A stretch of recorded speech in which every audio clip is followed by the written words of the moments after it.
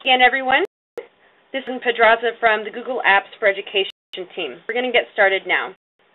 Today, this is our Fireside Chat for Google Apps on Google Apps APIs. We're giving a nice overview of a lot of the APIs we offer with Google Apps for Education.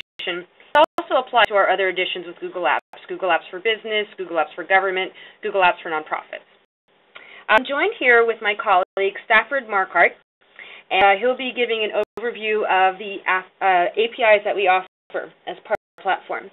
Just a few housekeeping items before I hand it over to Stafford. Please use the Q&A window to submit any questions. If you submit any questions in the chat window, we may not be able to review them, so please make sure to review them, submit in the Q&A window instead. Also, this webinar is being recorded, so for those of your colleagues that were not able to make it, we'll be sending out the recording after this presentation. So with that, I'll hand it over to Stafford. Hi everyone, thanks for attending today. I'm Stafford. I lead our apps API support for Google Enterprise. I know that I've heard from some of you before in API support tickets, and happy to meet all the new folks as well. So we'll start today by reviewing really what an API is and how it pertains to Google Apps.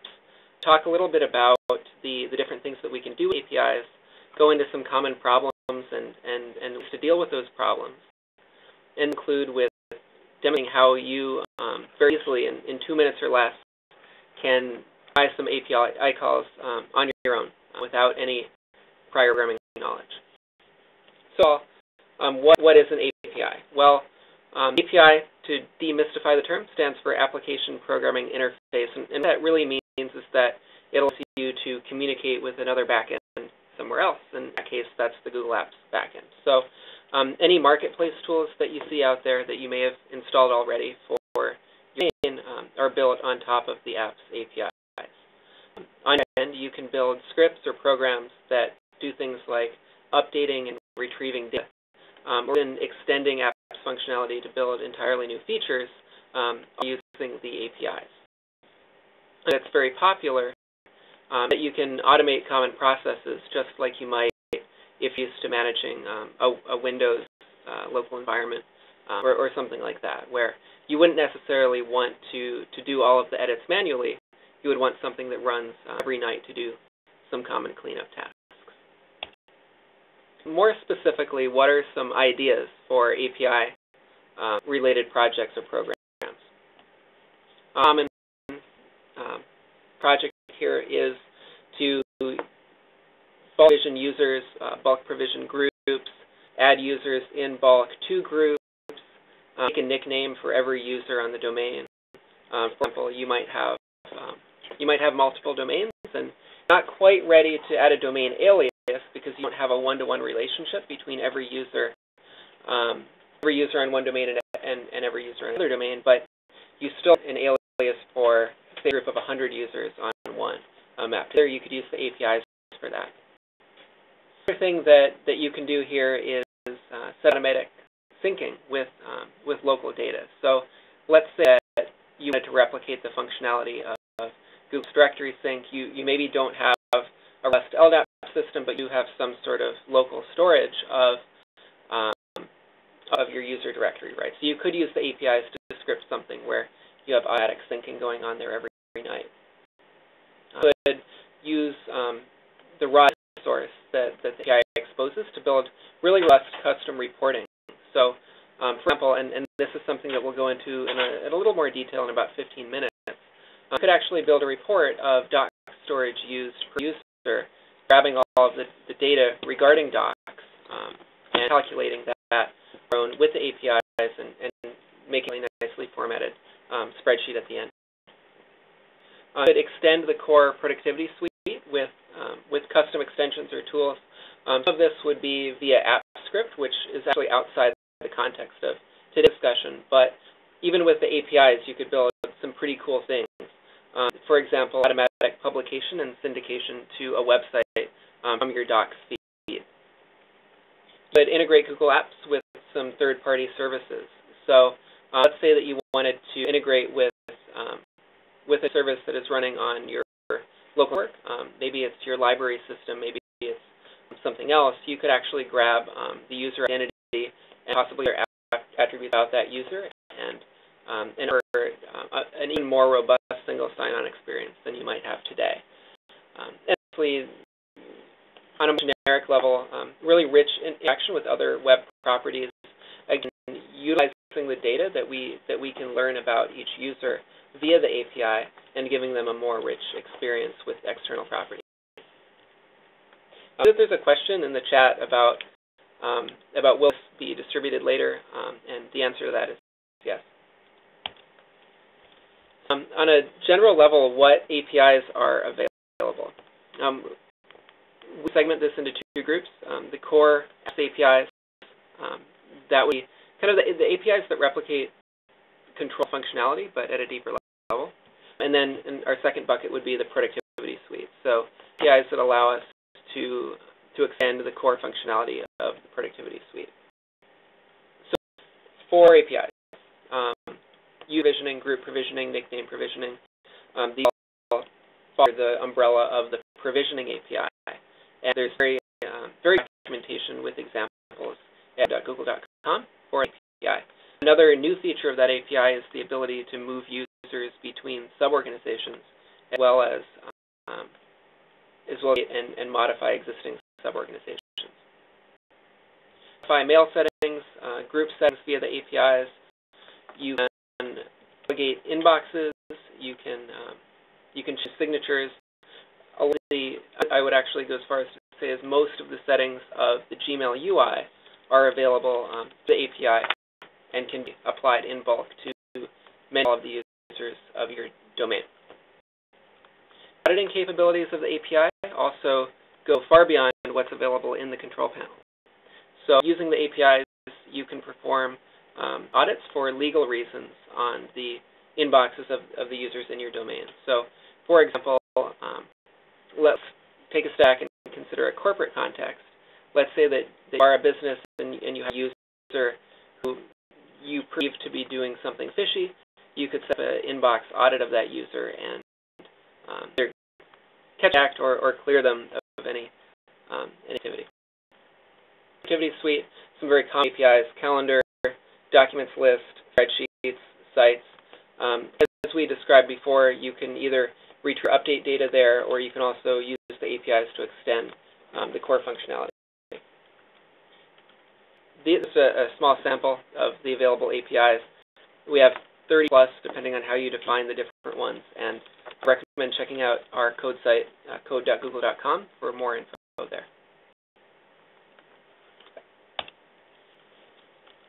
So let's take a look at a recipe here. This first recipe, I'm going to go into some pretty good detail. For the second and third, we'll try to make it a little more brief. So here we see a web form where students can actually sign up for an account. And the purpose here is to let the student have some control over the way their name is formatted and displayed. Their purpose is to reduce on the IT staff of having to provision the account themselves. So we'll see how you might create a web form that will actually do all of the provisioning for you, and you don't need to touch a thing. So here's an example of a very basic web form for a sample university. It has the first name, the last name, the address of the user.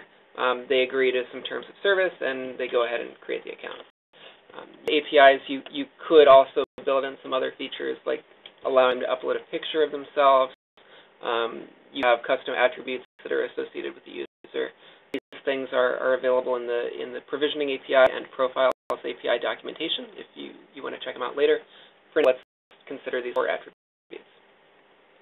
So create your account. The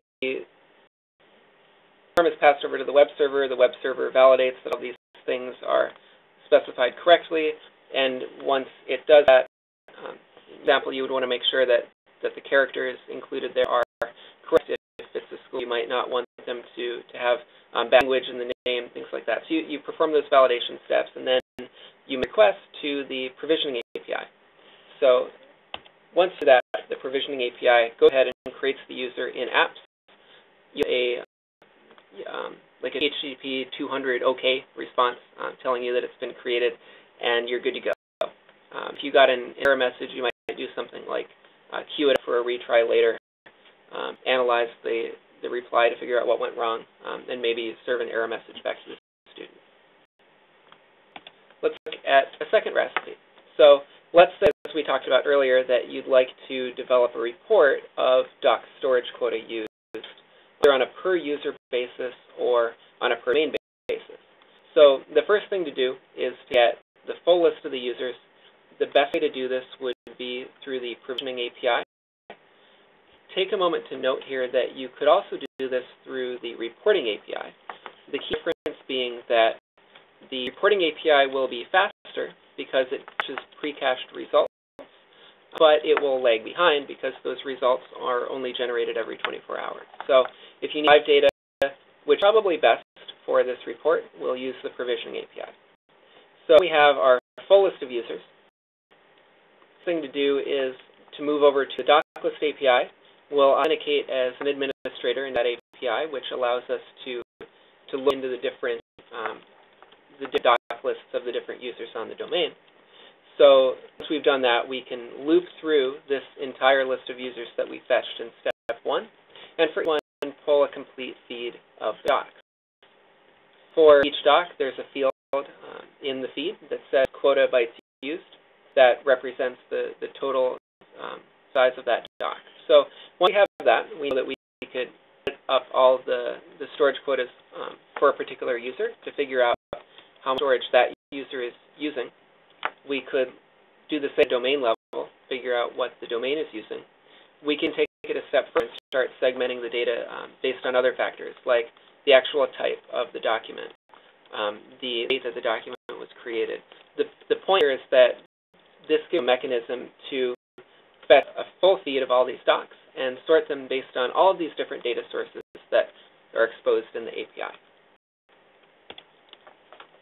Here's a third recipe, and one that we actually get a lot of requests for. One I want you to take away from today's session is that when you have a feature request, you don't always need to pass it along to Google and wait for Google to implement it in the product. APIs actually let you create a lot of these feature requests on your own domain much faster than waiting for Google to respond. So that you want all of your users to reset their passwords every 30 days. You could write a script using the API and set it up as a cron job to run every 30 days or every n days, depending on what your requirement is. And you would do this by, in the script, getting the full list of users, again, the provisioning API like we discussed in the second recipe. You can then loop through the list of users, again, much like we saw in the doclist recipe. But this time, for each user, you're going to retrieve the full user entry.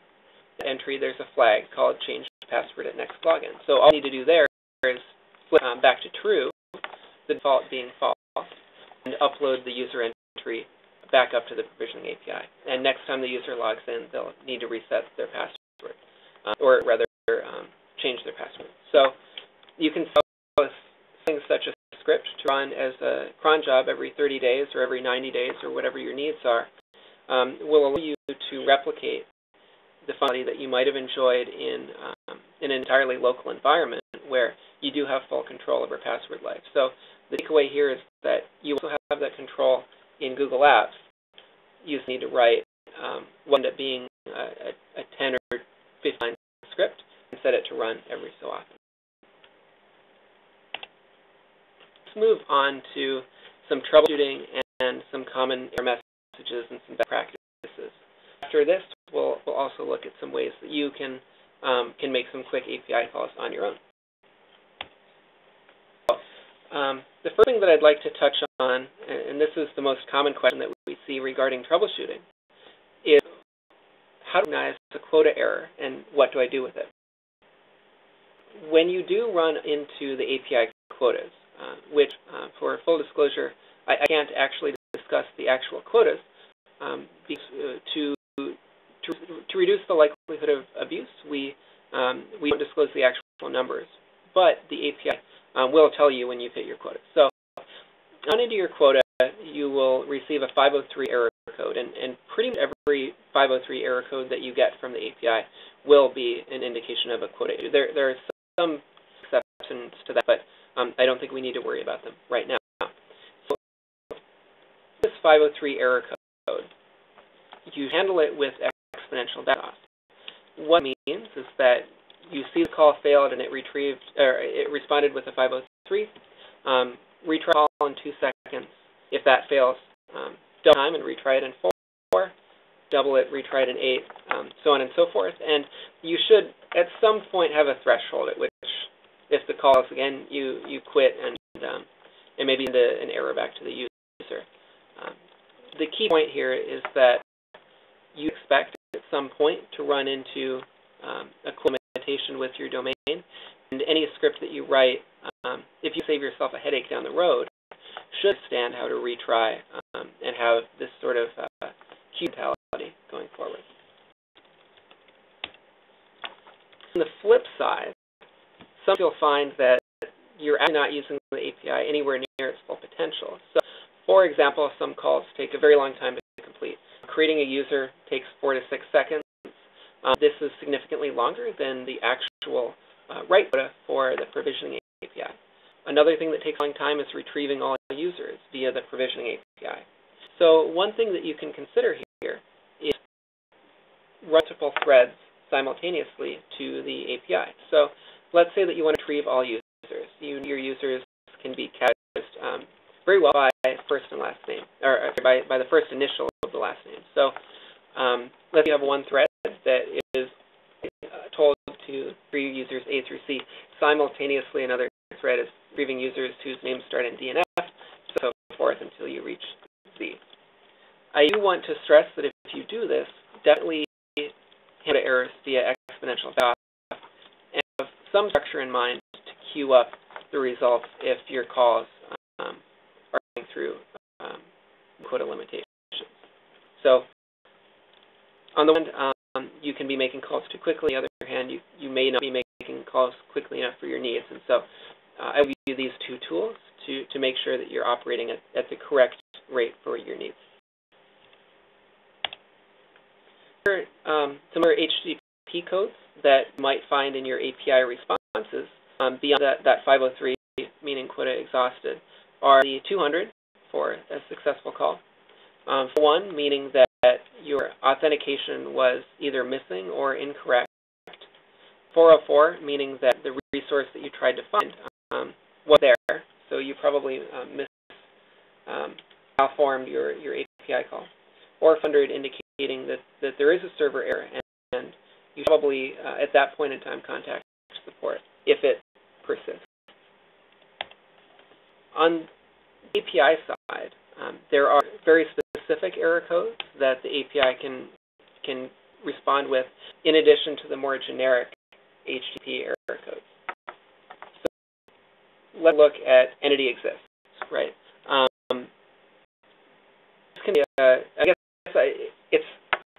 it's relatively simple, because on the one hand, it means what it means.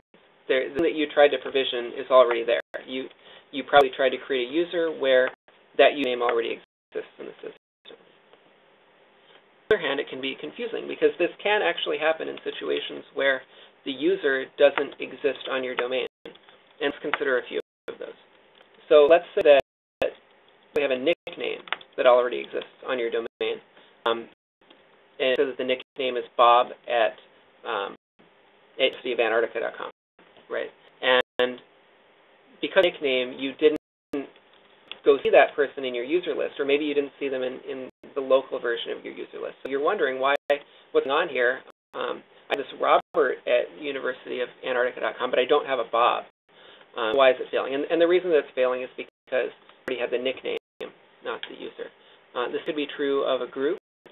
If you have a group vision with Bob at, then you shouldn't be trying to create a user of Bob. Maybe you rename the group. Understand that this can happen, and it doesn't affect been operating for a long time so much as new domains, but I think it's still important to note is that we have a conflicting account, which means that this username is actually provisioned in the consumer Gmail space on an app. So your users were using a legacy email system long before apps. I had a Bob at universityofantarctica.com. Bob created a Google account, let's say to use with Picasa. So there is this Google account. Then later on, when you create the domain for universityofantarctica.com and you attempt to provision Bob, you'll run into this conflict with that older account that Bob created as a stopgap measure. So we have put some information behind this. So already verified domain ownership, it will likely take care of this for you, and the provisioning call will succeed. If you haven't verified domain ownership, then we'll let you proceed with modifying Bob's old account because we haven't verified that you have the authority to do that for that domain. Moving to entity does not exist. This is something of an inverse to the first one, right? So you probably tried to make, let's say, a delegation call, a mailbox delegation call to a user, and you didn't specify the right username. The thing that could happen is that you did specify the right username, but you provisioned them only a second ago. And it can take up to 60 seconds for the backend systems to backend sync to the point where you can do a mailbox delegation on a recently provisioned user. For very large domains, there can also be some delays in alias propagation. So let's say you have universityofantarctica.com. You also have an alias of students.universityofantarctica.com, and you want to do some mailbox delegation on the alias. You would wait an even longer amount of time before doing that call. So down the list, invalid username. There are restrictions on what characters can be specified in the username. This is discussed in detail in the provisioning API documentation. Basically, letters are okay, numbers are okay. There are restrictions on some other characters, and there are restrictions on where in the name you can place certain characters. And that can actually be a little confusing is this invalid hash digest line. This really means that you specified a password encryption system. You uploaded the user password, and the password that you specified didn't match the hash algorithm that you specified. So let's say that you specified SHA-1, you uploaded a password that was dog, right? So like that, an encrypted password, you're going to run that error there. And lastly, and I've broken this one into a somewhat separate bubble here, the unknown error code. This obviously is not something that we can diagnose from the text, right? It is genuinely an unknown error. It typically indicates that there was a genuine backend problem and can frequently be accompanied with the HTTP 500 code. So in this case, if it's transient, then I wouldn't worry about it too much. But if you do continue to have problems with it, then feel absolutely free to contact support, and we'll figure it out for you. Next, let's move on to authentication systems. Found personally that the authentication, the range of options for authentication can be confusing for some users because there are so many options. And I'd like to take a moment to demystify these. At the end of the day, we can really break it down into two systems that are commonly used today. Client login is the older of those two. It's also, I would say, a optimal means of authenticating. So login uses the basic username and password login. So you write a script, you specify your username in that script, and you specify your password in that script. The problem with this is that if you post that script on your local network and several people have access to that script, then they could log in and see what your password is. And that's obviously a problem. You don't trust everybody with access to that folder with full access and apps. So the best way of authenticating is use OAuth, which is a token-based login method.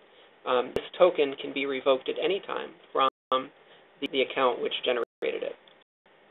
Also scoped to specific APIs. So you could generate an OAuth token for use in a script that was only scoped to user provisioning, and it, for example, couldn't do email audits, it couldn't do group provisioning, it couldn't do reporting, and so forth. So this is much more secure because if somebody runs into your script, they don't have your password. They also don't have access to anything that your script doesn't already have access to.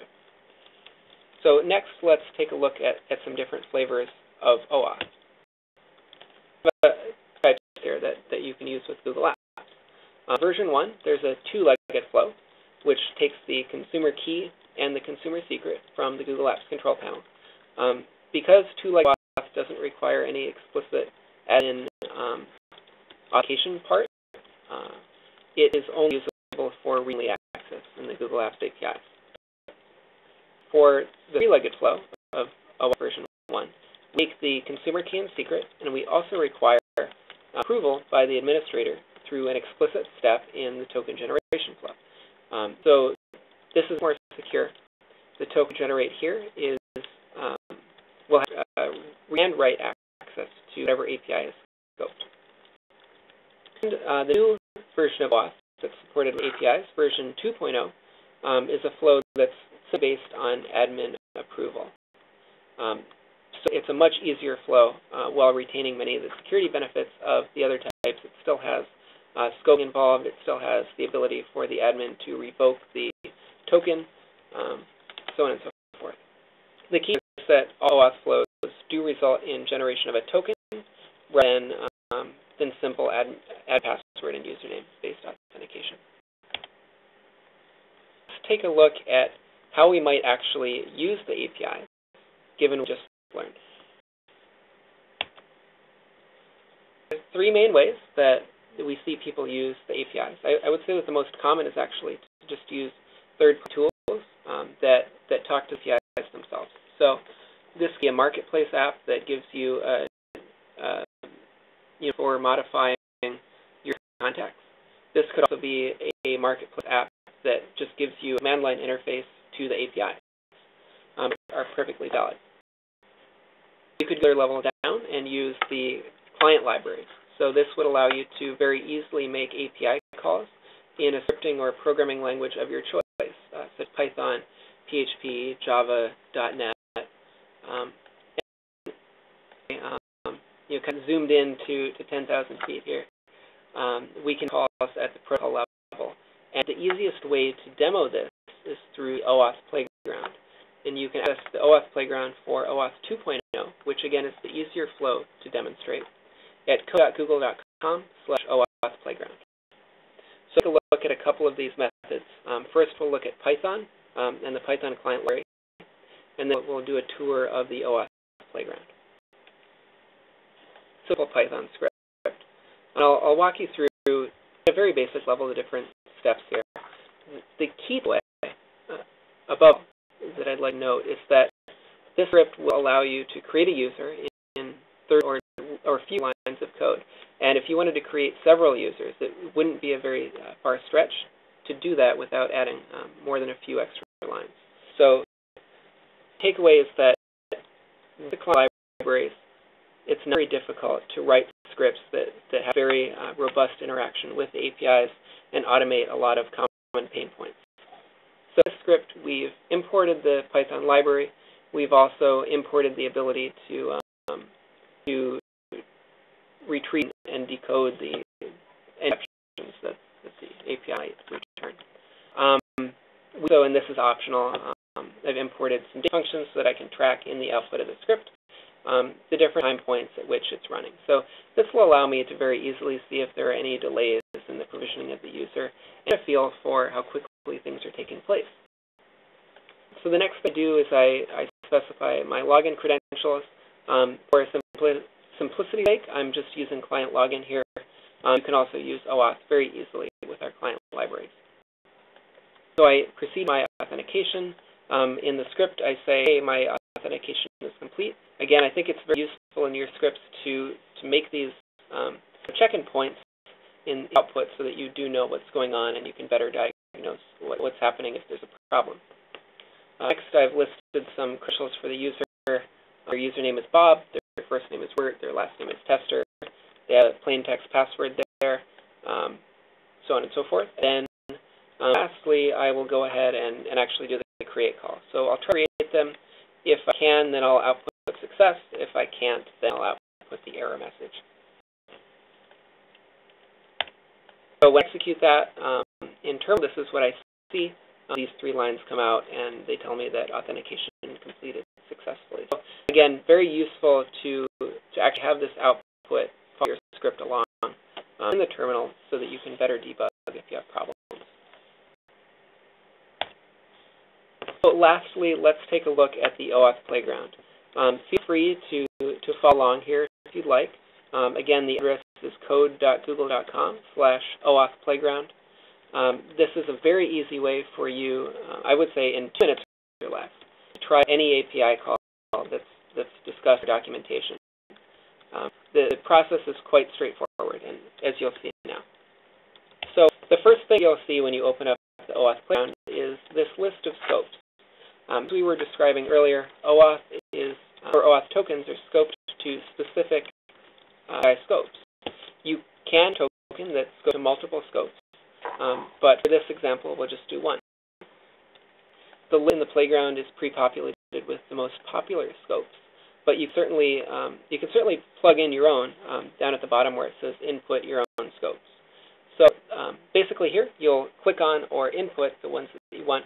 You'll click the blue Authorize button, and the next thing that will happen is, one thing before we move on, we'll note that if you do want to put in custom scopes, this is all available in our API documentation at google.com. So here I've shown right alongside the playground the documentation for scopes for the provisioning API. So provisioning API has 4 scopes: groups, instances, org users, and users. So you pick the one that you want. Maybe you have multiple ones that you want, and just copy and paste if you don't see those in the pre-populated list. For example, the policy scope, which we use for retrieving customer ID or modifying users, that's not a list, so we would have to pull that over manually. 2, after we click the Authorize APIs button at the bottom of the page, in Authorization pane. So you may be asked to log in before this so that you can actually do the authorization. That's normal. But at the day, you'll be asked to authorize the API access. If you access, you'll proceed with generating a token for API access that can be revoked. If you say thanks, then nothing happens. You make API calls, etc. So this is letting admin on the domain, or one of the admins on the domain, allow this to proceed. I also note here that only super admins can grant this access. At this time, delegated admins cannot. So we've granted access, and we have this authorization from the admin. We need to convert that into the actual OAuth token that's scoped to what we clicked on in step 1. So we click this blue button. Again, you may notice a theme here. You basically click blue buttons until you're done, and that's the way that this is a very simple way to do anything in 2 minutes or less. So you click this blue button, and what this is doing is taking your authorization and converting it into an OAuth token. So we've done that. We have the ability to send an API request to the domain via the API. So here I've gone back to the provisioning API documentation. I've found the call for retrieving all users in a domain. I've plugged it in, and again, just hit the blue button and we'll send the request. Before we do, I want to note that in the documentation, we also tell you how to do this in the different client libraries. So you have to do this at the protocol level. If you're writing a script in Python, for example, simply click the Python tab, and we'll get the full instructions for doing it in Python. Though, if you are suspicious that there is an API error, rather than error in your code, using the protocol level with the playground is a very good way to actually determine if the problem is in your script or the problem is in the API. So send the request and get back an actual response from the API. It's in XML. You could use an XML parser, or you could kind of use the color coding there to read out the response on your own.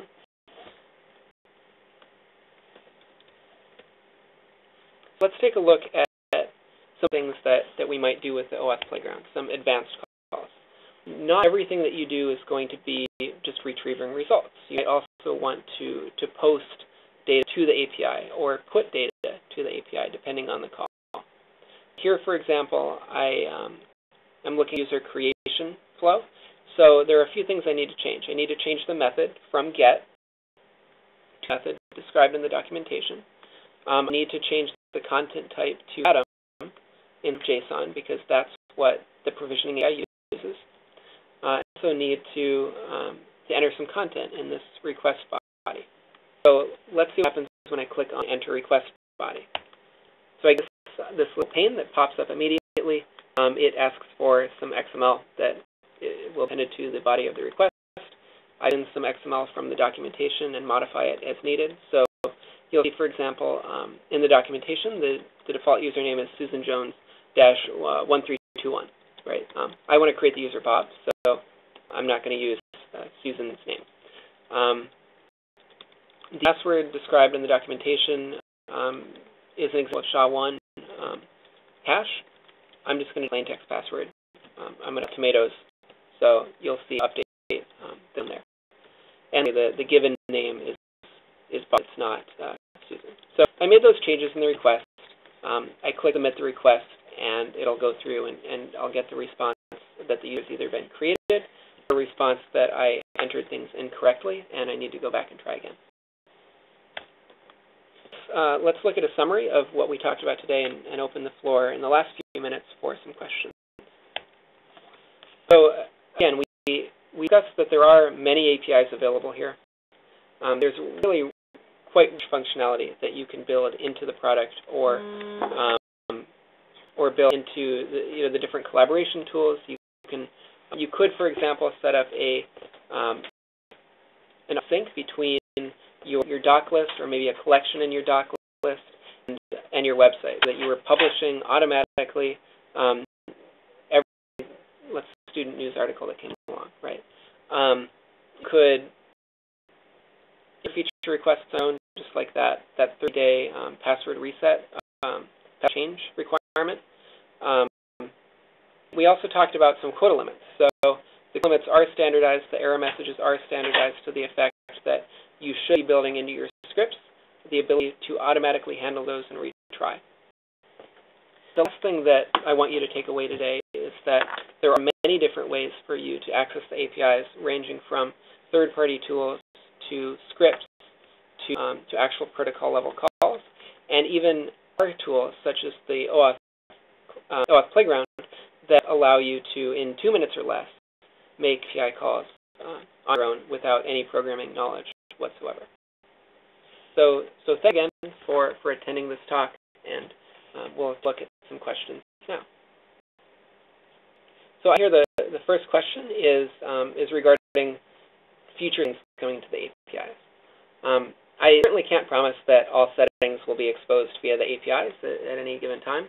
What I can say is that we are aware of what settings are most commonly requested via the APIs, and we make an effort to build in new settings all the time.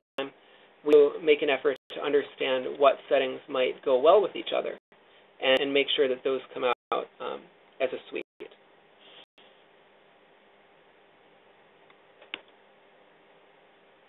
Let's look at the next question. Okay. So the next question is regarding helping users understand the different quotas and where their usage patterns are. There's really no reason that you couldn't set this up. As an administrator, it's really your decision as to what information about the account you want to provide to the user, right? So you could certainly do something where you're providing information to the user about their quota usage. I would make sure that you're handling the authentication flow correctly for the user to make sure that the user is only seeing the information that pertains to them. And a question here: are we supposed to see something other than the slide deck? No, the slide deck is what we're talking about today. Although you should feel free to try any of this on your local environment. So regarding these quota errors, the quota we're talking about is an API quota. for the domain or the user that basically X number of queries per amount of time. And to clarify, the quota that's being exhausted would differ on what you're doing and what API you're using. So, making a lot of requests to the provisioning API, if they're read requests, the quota may be different than if they're write requests, and that quota may be isolated from, let's say, your contacts API quota.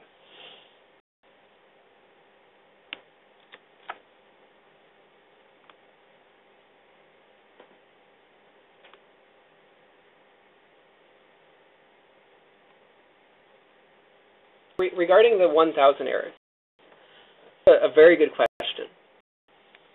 And the exact question is, do we ever plan to give additional insight into these errors? So the reason that you get the 1,000 unknown errors because it's not something that we're expecting. If we're expecting it, then we can give you the error code that helps you diagnose it on your own and helps us diagnose it. In API support, we don't like getting the 1,000 error any more than you do, right?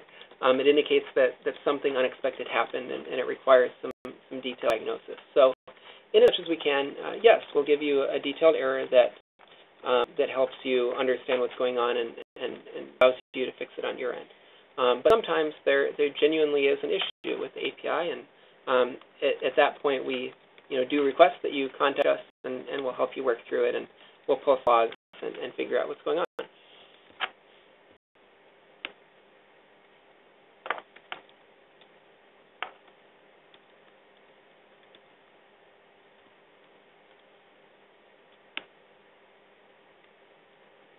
I see that one of the questions is regarding pilot program and different examples.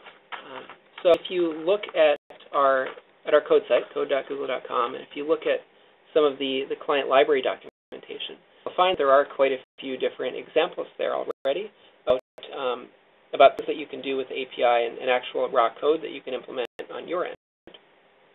A thing that you might find useful is the Google Apps developer blog, which on a daily or weekly basis does have some pretty cool examples of different things that you can do. Far more examples than the 3 that we discussed today.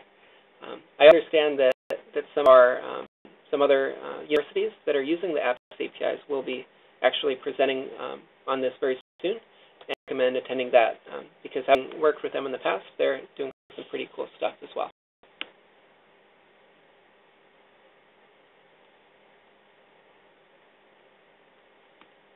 And again, I see another question here about creating a user using OAuth instead of the client login, that is the simple username and password.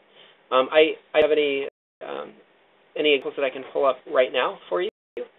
These examples are certainly available in the documentation, and I invite you to pull those up for the programming language of your choice.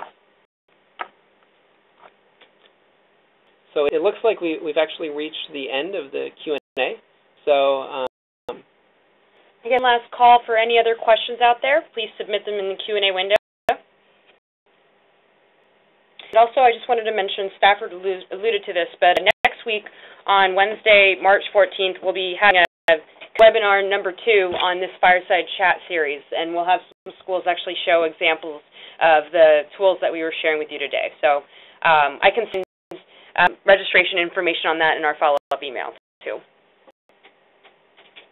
Everybody, it looks like there's, yeah, unfortunately you can't comment on upcoming changes or features, but I would invite you to keep posted at our code site for any changes there. So thanks for that question. And for any specific questions regarding implementing APIs in your environment, I would definitely invite you to our forum community. The developers there are very responsive and very helpful. We also have several Google engineers who monitor that forum regularly and give answers and insights. As you're EDU customers, I would also certainly invite you to open a support ticket if you run into any problems with existing code not working in production, and I or one of my colleagues will be more than happy to help you through those issues. So thanks, everybody. Really enjoyed the pleasure talking to you, and I look forward to seeing you in the forums and seeing the interesting things that you create after learning about the APIs. Alrighty, thank you again, Stafford, and thanks to everyone for tuning in. Have a great rest of the day, and look out for a follow-up email.